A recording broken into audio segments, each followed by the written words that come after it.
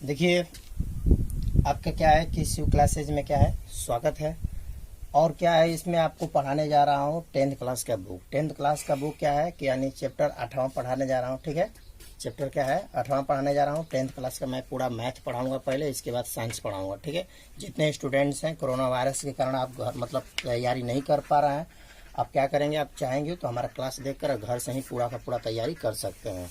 देखिए, मैं क्या है कि आपको भभुआ में भी ट्यूशन पढ़ाता हूँ। लगातार मैं 100% रिजल्ट दिया हूँ, 99% मैथ में दिया हूँ रिजल्ट। इसे लगातार मेरा वीडियो देखिएगा तो आप टेंशन लेने की जरूरत नहीं है, घर बैठे आप तैयारी कर सकते हैं। ठीक है, कभी काल के अपना जो भी लड़कन को बच्चों को रिजल्ट दिए हैं कभी काल के मैं आपको दिखाऊंगा, देख लीजिएगा। तो चलिए, मैं आपको पढ़ाने जा रहा हूँ यानी कि क्या कहला है कि क्लास 10 का यानी 10 क्लास का मैथ पढ़ाने जा रहा हूँ, चैप्टर 8वां। यानी टोटल मैथ में 15 गो चैप्टर है। यानी 15 गो चैप्टर में यानी पहले 8वां पढ़ाऊंगा, इसके बाद मैं शुरू से पढ़ाऊंगा। ठीक है, ये तब वास्तविक संख्या पढ़ाऊंगा, तब इसके बाद बहुपद, दो चर वाला रैखिक समीकरण, जितना आपको है चैप्टर टोटल पढ़ाऊंगा। ठीक है, तो पहले यानी 10 क्लास में आपको 8वां चैप्टर में लिखा गया है त्रिकोणमिति। क्या है, त्रिकोणमिति। तो त्रिकोणमिति को हम लोग अंग्रेजी में कहते हैं ट्राइगोनोमेट्री। क्या बोलते हैं, ट्राइगोनोमेट्री। ट्राइगोनोमेट्री जो होता है ग्रीक भाषा से ली गई है। ठीक है, यानी ट्राइगोनोमेट्री 3 शब्दों से मिलकर बना है। कौन कौन, ट्राई का मतलब होता है 3, और गुनिया का मतलब होता है कोण, और मेट्रोन का मतलब होता है माप। यानी 3 कोण वाला माप को क्या बोलते हैं, त्रिकोणमिति। तो चलिए, यानी 3 कोण वाला माप किस में होता है, तो हमेशा एक त्रिभुज में होता है। त्रिभुज में होता है, किस में होता है, त्रिभुज में। 3 कोण वाला माप किस में होता है, हमेशा त्रिभुज में होता है। अभी आपको लेक्चर देना है। ठीक है, पूरा फार्मूला बतलाएंगे, तभी के बाद पर्सनालिटी का सवाल पढ़ाएंगे। डायरेक्ट पर्सनालिटी का सवाल पढ़ाएंगे तो आपको पूरा समझ में नहीं आएगा, इसलिए क्रम बाई क्रम आपको डिटेल में बतलाएंगे। ठीक है, लगातार मैंने वीडियो देखिएगा। तो देखिए, 3 कोण वाला माप किस में होता है, त्रिभुज में। तो त्रिभुज कोई पूछे कि त्रिभुज किसे कहते हैं, ट्राइंगल क्या होता है, तो आपका जवाब होगा ऐसा, मतलब क्या होता है, 3 रेखाखंडों से घिरी या बंद आकृति को क्या बोलते हैं, त्रिभुज कहते हैं। 3 रेखाखंडों से, यानी देखिए ये है और इस तरह देखिए 3 गो रेखाखंड है, तीनों आपस में क्या है, बंद है, तो इसको बोलेंगे, क्या बोलेंगे, त्रिभुज। लेकिन हर एक त्रिभुज का मतलब क्या होता है, त्रिकोणमिति में हर एक त्रिभुज का बात नहीं होता है, सिर्फ समकोण त्रिभुज का बात होता है। क्या होता है, सिर्फ समकोण त्रिभुज का। यानी त्रिकोणमिति में बहुत से वैज्ञानिकों ने अपना योगदान दिया है, आर्यभट्ट, पाइथागोरस। ठीक है, बहुत से वैज्ञानिकों ने अपना योगदान दिया है। ठीक है, अधिकतर आर्यभट्ट का इसमें क्या है, योगदान है। तो इसमें सिर्फ यानी हर एक त्रिभुज का बात नहीं कहा गया है, इसमें सिर्फ समकोण त्रिभुज का बात किया गया है। तो अगर आपसे कोई पूछे कि समकोण त्रिभुज क्या होता है, आपका कोई पूछे कि समकोण त्रिभुज, इसको आप कहेंगे राइट, कहेंगे क्या बोलेंगे, राइट ट्राइंगल। क्या बोलेंगे, राइट ट्राइंगल। अगर कोई पूछेगा कि समकोण त्रिभुज किसे कहते हैं, तो आपका जवाब होगा ऐसा त्रिभुज जिसका एक कोण क्या हो, ऐसा त्रिभुज जिसका एक कोण क्या हो, यानी देखिए ABC। ऐसा त्रिभुज जिसका एक कोण क्या हो, 90 डिग्री हो। देखिए, तो यानी कि क्या होता है, समकोण त्रिभुज, यानी ऐसा त्रिभुज जिसका एक कोण क्या हो, 90 डिग्री हो, यानी 90 डिग्री का अंश हो, उसी को बोलते हैं समकोण त्रिभुज। ठीक है, यही समकोण त्रिभुज का आपको लिखना तो लिख सकते हैं कि ऐसा त्रिभुज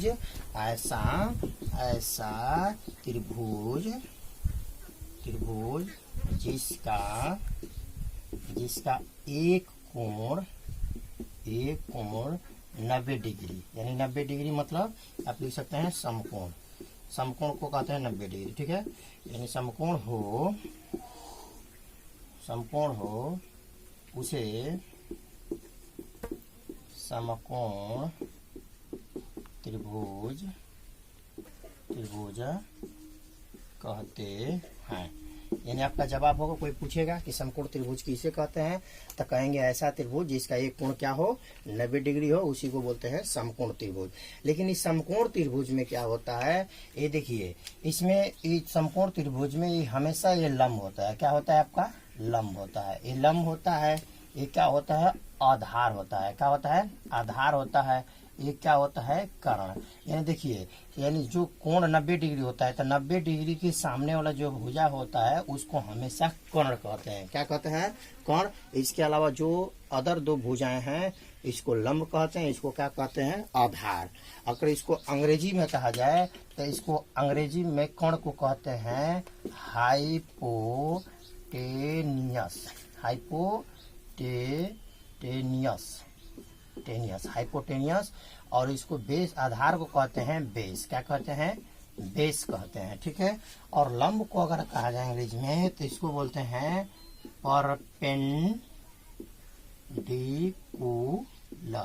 परपेंडिकुलर। देखिए PERPENDICULAR, परपेंडिकुलर कहते हैं। ठीक है। यानी समकोण त्रिभुज में इसको लंब कहते हैं, इसको अंग्रेजी में परपेंडिकुलर, इसको कर्ण कहते हैं, इसको अंग्रेजी में हाइपोटेनियस, इसको आधार कहते हैं, इसको कहते हैं बेस। ठीक है। लेकिन यहाँ पर देखिए ध्यान से, एक कोण हमेशा ये दोनों भुजाओं से हमेशा बड़ा होता है। कोण जो होता है हमेशा अन्य दो भुजाओं से हमेशा बड़ा हो जाता है। कभी ये दोनों ये क्या होता है, ये दोनों भुजाओं का वर्ग करेंगे। यानी पाइथागोरस प्रमेय ने बताया था कि किसी समकोण त्रिभुज में जो कोण का वर्ग यानी पाइथागोरस प्रमेय ने बतलाया था। क्या बतलाया था, पाइथागोरस प्रमेय से। देखिए पाइथागोरस प्रमेय से बतलाया था कि जो कर्ण का वर्ग जो होता है, कर्ण का वर्ग अन्य दो भुजाओं के वर्गों, अन्य दो भुजाओं के वर्गों यानी वर्गों के योग के बराबर होता है। कौन बतलाए थे, पाइथागोरस प्रमेय ने बतलाए थे कि कर्ण का जो मान होता है इसका स्क्वायर करने पर फिर लंब का स्क्वायर प्लस आधार का स्क्वायर जोड़ेंगे तब जाके इसके बराबर होता है। ठीक है, समझे। देखिए जैसे एक समकोण त्रिभुज है, इसमें क्या होता है, इसको लंब कहते हैं, इसको क्या कहते हैं, आधार कहते हैं, इसको क्या कहते हैं, कर्ण कहते हैं। ठीक है। यानी इसको परपेंडिकुलर, इसको बेस कहते हैं, इसको हाइपोटेनियस कहते हैं। देखिए अब देखिए, बेस को, लंब को पी से सूचित करते हैं। किससे सूचित करते हैं, पी से। देखिए शुरू में पी है, इसलिए लंब को पी से सूचित करते हैं। कर्ण को एच से, क्योंकि शुरू में क्या है, एच है। और आधार को किससे सूचित करते हैं, बी से। ठीक है। तो इसमें क्या बतलाया था, पाइथागोरस प्रमेय ने बतलाया था, पाइथागोरस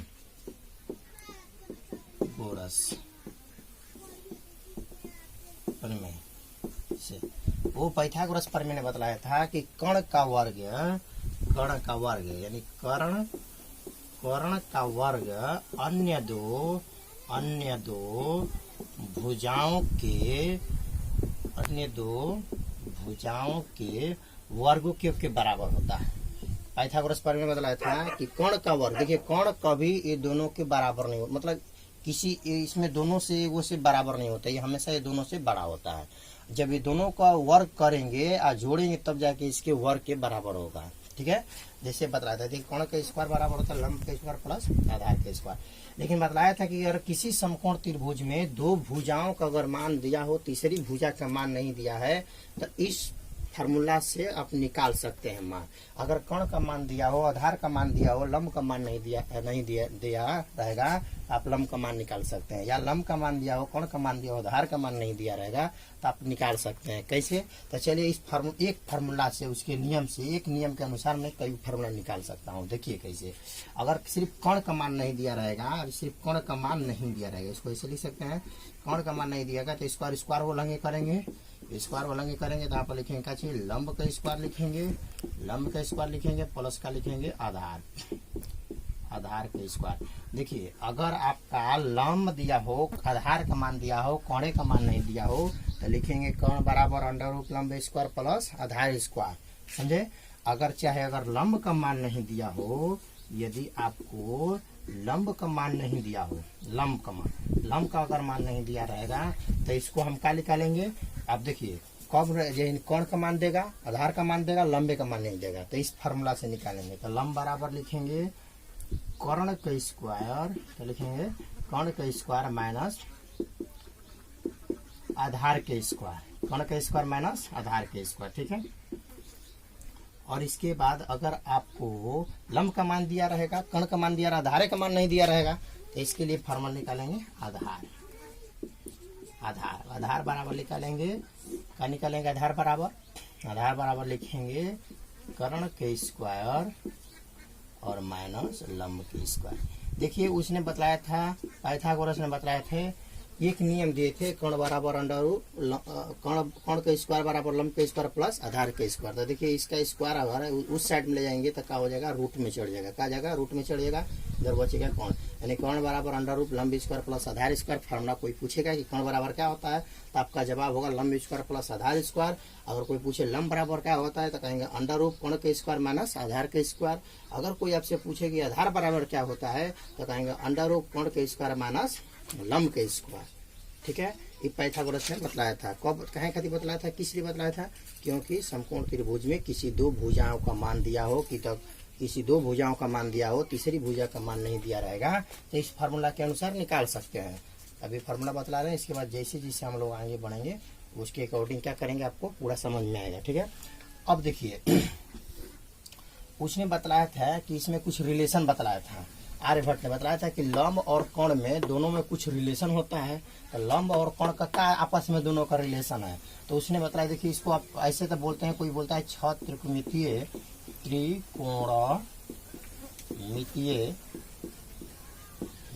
सूत्र, त्रिकोणमितीय सूत्र कोई कहता है, या त्रिकोणमितीय सूत्र को अगर कोई पूछेगा तो इसका जवाब दे सकते हैं।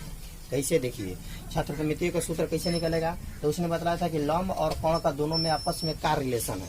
देखिए इसमें 6 गो रिलेशन है। लंब का कर्ण क्या लगता है, यानी लंब का कर्ण क्या लगता है, और कर्ण का लंब क्या लगता है, और लंब का आधार क्या लगता है, आधार का लंब क्या लगता है, और कर्ण का आधार क्या लगता है, आधार का कर्ण क्या लगता है। 6 गो रिलेशन हुआ। देख लीजिए, लंब का कर्ण क्या लगता है, 1 रिलेशन, और कर्ण का लंब का लगता है 2 रिलेशन, फिर लंब का आधार क्या लगता है 3 रिलेशन, आधार का लंब का लगता है 4 रिलेशन, और कर्ण का आधार क्या लगता है 5 रिलेशन, आधार का कर्ण का लगता है 6 रिलेशन। टोटल 6 रिलेशन है।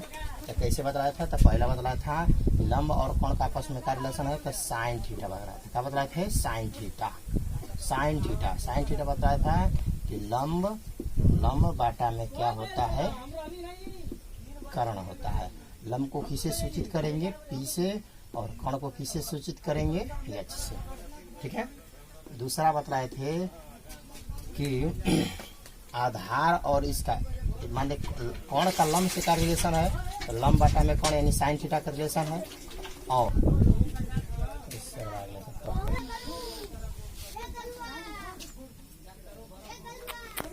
चलो देखिए जैसे अभी बताए थे कि कर्ण का लंब क्या लगता है, तो साइन थीटा, फिर कर्ण का आधार क्या लगेगा। ठीक है, तो कॉस थीटा। क्या बोलेंगे? कॉस थीटा बराबर होता है यानी कि कर्ण बटा के आधार। ठीक है, क्या होता है? कर्ण बटा के आधार। कर्ण को किससे सूचित करते हैं, एच से, आधार को बी से। ठीक है, एच है। ठीक है, और इसके बाद तीसरा रिलेशन, लंब का आधार क्या लगता है, तो टाइन थीटा का लंब बटा के क्या होगा, आधार। ठीक है, अब तीसरा, चौथा हो गया, लंब का आधार क्या लगता है, तो फिर आधार का, देखिए यहाँ पर थोड़ा मिस्टेक हो गया था, यानी cos थीटा बराबर होता है आधार बटा के कर्ण। क्या होता है? आधार बटा के कर्ण। आधार को किससे सूचित करते हैं, आधार को हम लोग किससे सूचित करते हैं, किसे, बी से, और कर्ण को किससे सूचित करते हैं, एच से। ठीक है, और tan थीटा बराबर क्या होता है, तो लंब बटा के क्या होता है, आधार। तो लंब को किससे सूचित करते हैं, पी से, आधार को किससे सूचित करते हैं, बी से। और कोट थीटा बराबर होता है आधार बटा के लंब होता है। ठीक है, आधार बटा के क्या होता है, लंब। आधार को किससे सूचित करते हैं, बी से, लंब को किससे सूचित करते हैं, पी से। एक और रिलेशन है, क्या होता है, छठवां, कॉसेक थीटा। क्या होता है, पांचवा हो गया सेक थीटा। पांचवा क्या हो गया, सेक थीटा। पांचवा सेक थीटा का होता है फॉर्मूला आपका कर्ण बटा के और आधार। ठीक है, आपको इसे ही लिख सकते हैं। और छठवां जो होता है आपका कौशिक, क्या होता है, कौशिक थीटा, कौशिक थीटा होता है कर्ण बटा के लंब। देखिए इसको भी आप घबराइए मत, आपको ट्रिक से याद करा देंगे बिल्कुल, ठीक है, बिल्कुल आप आराम से इसको याद कर सकते हैं, ठीक है। पहले इतना आपको क्या करते हैं, मिटा देते हैं, तब आपको इसको ट्रिक बतला देते हैं, ठीक है। देखिए आपसे कोई पूछे कि साइन थीटा बराबर क्या होता है, तो लंब बटा में कोण होता है। कोस थीटा बराबर क्या होता है, आधार बटा में कोण होता है। टाइन थीटा बराबर क्या होता है, लंब बटा में आधार होता है। कोट थीटा बराबर क्या होता है, आधार बटा में लंब होता है। सेक थीटा बराबर क्या होता है, कोण बटा में आधार होता है। कौशिक थीटा बराबर क्या होता है, कोण बटा में लंब होता है। ये 6 त्रिकोणमितीय का सूत्र है। और कोई आपसे पूछेगा 6 त्रिकोणमितीय अनुपात का सूत्र बतलाओ, तो यही आराम से बतला सकते हैं, ठीक है। तो अब इसको कैसे याद कराएंगे, ट्रिक से याद कराएंगे। तो पहले इतना याद कर लीजिए कि होता है, देखिए नोट में लिख लीजिए, कापी में नोट में देखिए साइन थीटा का व्युत्क्रम साइन थीटा का व्युत्क्रम मतलब उल्टा होता है, व्युत्क्रम होता है कौशिक थीटा। क्या होता है, कौशिक थीटा। दूसरा क्या होता है, देखिए टैन थीटा का व्युत्क्रम होता है कोट थीटा। क्या होता है, कोट थीटा। और तीसरा जो होता है सेक थीटा का व्युत्क्रम, सेक थीटा का व्युत्क्रम होता है कॉस थीटा। क्या होता है, कॉस। देखिए अगर ये नोट अगर आपको याद करेंगे, देखिए साइन थीटा का व्युत्क्रम मतलब होता है उल्टा। व्युत्क्रम का मतलब क्या होता है, उल्टा। देखिए साइन थीटा का व्युत्क्रम क्या होता है, कौशिक थीटा। तो देखिए अब मिला लीजिए, जब एक आदमी इस तरह बैठा है, एक आदमी इस तरह है, तो आप कहने का मतलब ये हुआ कि इसके नजर में ए उल्टा है, तो इसके भी नजर में ए उल्टा है। तो उसी तरह आप देखिए साइन थीटा का व्युत्क्रम मतलब उल्टा होता है कौशिक थीटा। तो कौशिक थीटा का उल्टा क्या होता है, साइन थीटा, ठीक है। कोई पूछेगा साइन थीटा का उल्टा क्या होगा, तो कौशिक थीटा। कौशिक थीटा का उल्टा क्या होता है, साइन थीटा। देखिए याद नहीं करेंगे तो आप कई बार परीक्षा में पूछता है, ठीक है, कि साइन थीटा का व्युत्क्रम क्या होता है। अब जानकारी नहीं रहेगा तो कैसे बनाइएगा, इसीलिए याद कर रहे हैं। याद करेंगे तो अच्छा रहेगा और फार्मूला याद करने में भी आसानी होगा। तो साइन थीटा का व्युत्क्रम माने उल्टा होता है कौशिक थीटा। तो कौशिक थीटा का उल्टा क्या होता है, साइन थीटा। और कोई पूछेगा टाइन थीटा का उल्टा क्या होता है, कॉट थीटा। तो कॉट थीटा का उल्टा क्या होता है, टाइन थीटा। सेक थीटा का उल्टा क्या होता है, कॉस थीटा। तो कॉस थीटा का उल्टा क्या होता है, सेक थीटा। देखिए याद करेंगे तो देखिए फार्मूला याद करने में बहुत आपको आसान होगा। देखिए साइन थीटा बराबर होता है लंब बटा में कोण। साइन थीटा बराबर क्या होता है, लंब बटा में कोण। तो देखिए आप ध्यान से देखिए, साइन का उल्टा क्या है, साइन का उल्टा क्या है, कौशिक थीटा है। तो जरा देखिए, तो साइन थीटा बराबर होता है लंब बटा में कोण, तो कौशिक थीटा इसका उल्टा होगा। तो देख लीजिए लंब ऊपर है या कोण नीचे है, तो यहाँ पे देखिए कोण ऊपर हो गया, लंब नीचे हो गया। तो कौशिक थीटा बराबर होगा कोण बटा में लंब। देखिए कॉस थीटा बराबर होता है आधार बटा में कोण। तो कॉस थीटा, देखिए कॉस थीटा किसका उल्टा है, सेक थीटा का है, सेक थीटा का है। तो देखिए कॉस थीटा का होता है आधार बटा में कोण, तो सेक थीटा का यही है। तो देख लीजिए आधार बटा में कोण, तो यहाँ पे होगा कोण बटा में आधार, ठीक है। इसके बाद देखिए टाइन थीटा यहाँ पर लिखा गया टाइन थीटा बराबर तो लंब बटा में आधार था। टाइन थीटा किसका उल्टा होता है, कॉट थीटा का। तो देखिए टाइन थीटा लंब बटा में आधार है, तो कॉट थीटा क्या होगा, आधार ऊपर हो जाएगा और लंब का हो जाएगा नीचे हो जाएगा। आपको याद करने में आसान हो जाएगा। और नहीं इससे दिक्कत होगा तो देखिए एक ट्रिक होता है, आप उस ट्रिक को याद कर लेंगे तो आपको और आसान होगा, ठीक है। एक ट्रिक होता है लाल बटा में कक्का, ठीक है, लाल बटा में कक्का। यानी लाल बटा में कक्का अगर याद कर लेते हैं तो आपको आराम सोल्यूशन होगा आपको फार्मूला याद करने में। देखिए इसको यहाँ पर लिखेंगे साइन, क्या लिखेंगे, साइन। यहाँ पर लिखेंगे कॉस, यहाँ पर लिखेंगे टाइन, यहाँ पर लिखेंगे कौशिक थीटा, यहाँ पर लिखेंगे क्या चीज लिखेंगे, सेक थीटा, यहाँ पर लिखेंगे कोट थीटा। चलिए देखिए कैसे, लाल बटा में कक्का, लाल बटा में कक्का देखेंगे। देखिए ल से लंब, के से कोण, ए से आधार, ठीक है, फिर के से कोण, यल से लंब और ए से आधार। यानी यल से लंब होता है हिंदी मीडियम से लिए, और के से कोण, फिर ए से आधार, के से कोण, ठीक है। तो साइन देखिए पहले देखिए लाल बटा में कक्का, याद कर लीजिए लाल बटा में कक्का। तो पहले यहाँ पर साइन थीटा का होता है लंब बटा में कोण। साइन थीटा बराबर लंब बटा में कोण। तो कौशिक थीटा बराबर क्या होता है, तो कोण बटा में लंब, कोण बटा में लंब।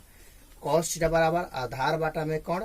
तो सेक थीटा बराबर क्या होता है, कोण बटा के आधार। tan थीटा बराबर होता है लंब बटा में आधार, तो cot थीटा बराबर क्या होगा, आधार बटा में लंब। यही होता है ट्रिक, यानी इस ट्रिक से आप याद कर सकते हैं। देख लीजिए बिल्कुल है, लाल बटा में कक्का यानी लाल बटा में कक्का यानी लंब, ये शुरू में यल है, के है, तो लंब बटा में कौन, साइन थीटा। इतना याद कर लीजिए, पहले साइन आता है, तब कोस आता है, तब टाइन आता है। पहले साइन कॉस टाइन, इसके बाद साइन का व्युत्क्रम कोसेक थीटा, कॉस का उल्टा सेक थीटा और टाइन का उल्टा कॉट थीटा। ये जानकारी रहेगा तो आराम से आप याद कर सकते हैं। ठीक है, ये फार्मूला है, ये छात्रकोणमितीय अनुपात के सूत्र है, छात्रकोणमितीय अनुपात के सूत्र है। इसको याद करने के लिए ट्रिक है, बिल्कुल आप आराम से बतला सकते हैं। साइन थीटा बराबर लंब बटा में कोण, तो कोसेक थीटा बराबर कोण बटा के लंब, कोस थीटा बराबर आधार बटा के कोण, तो सेक थीटा बराबर कोण बटा के आधार, tan थीटा बराबर लंब बटा के आधार, तो कॉट थीटा बराबर आधार बटा के लंब। बिल्कुल, तो देखिए आपका ये लेक्चर यहाँ से क्या होता है, खत्म होता है। और देखिए अब क्या है कि यहाँ से लेक्चर आपको खत्म होता है और इसके बाद और फार्मूला बतलाएंगे, इसीलिए पहले इस पर कुछ सवाल बतलाएंगे, तब जाके और फार्मूला जैसे जैसे प्रश्नावली पढ़ाएंगे। इतना जानकारी रहेगा आप लोगों को, इतना जानकारी रहेगा तब प्रश्नावली 8.1 का सवाल बिल्कुल आप बना सकते हैं, इतना फार्मूला याद रहेगा तो। ठीक है, इसके बाद फिर 8.2 पढ़ाएंगे तो उसके लिए फार्मूला लिखेंगे, फिर 8.3, 8.4 यानी 4 को प्रश्नावली इसमें लिखा गया है। तो एक बार ये पूरा फार्मूला नहीं लिखाएंगे, जैसे जैसे प्रश्नावली पढ़ाएंगे पहले 8.1 के लिए जितना फार्मूला है उसको पढ़ाएंगे, बतला दिए, उस पर बतलाए दे, पूरा 8.1 का सवाल बतलाएंगे। इसके बाद 8.2 का जितना पढ़ाएंगे उसका फार्मूला जितना आएगा उसको पूरा पढ़ाएंगे। ठीक है, इसी तरह जितना जितना प्रश्नावली पढ़ाएंगे उसके लिए जितना फार्मूला अप्लाई है पूरा बतलाते जाएंगे। ठीक है, इसे लगातार मेरा वीडियो देखिएगा और कैसा लगा वीडियो आप कमेंट में लिखें, लाइक करें, सब्सक्राइब करें। ठीक है, मेरा चैनल को सब्सक्राइब करें और शेयर करें। कितना कमजोर से कमजोर स्टूडेंट है, अगर लगातार मेरा वीडियो देखिएगा तो आपको कुछ डरने की जरूरत नहीं है, आप घर बैठे तैयारी कर सकते हैं। क्योंकि मैं 5-7 साल से, कम से 5 साल से मैं भगवान में कोचिंग पढ़ाता हूँ और लगातार मैंने अच्छा टॉपर में रिजल्ट दिए हैं, इसलिए टेंशन ना ले, लगातार मेरा वीडियो देखिए, क्रम बाय क्रम आपको प्रतिदिन एक अपलोड हो जाएगा वीडियो, 1-2 लोड हमेशा हो जाएगा। ठीक है।